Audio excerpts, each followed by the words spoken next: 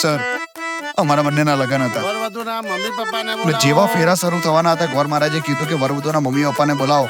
ત્યારે અમને બંનેને ખબર પડી કે રિયાની મમ્મી ને મારા પપ્પા બંને મિસિંગ છે. માફ કરજો પણ મને શું આવે છે, મને સાહેબ, હસી તમે આવે હસો છો સાહેબ?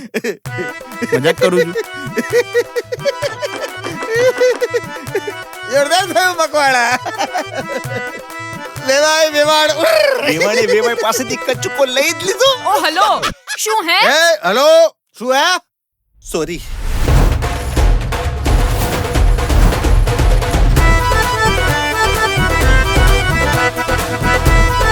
હવે બહુ હીલું હીલું કરીશ ને તો કેવી રીતે લગ્ન કેન્સલ થઈ જશે ભાઈ.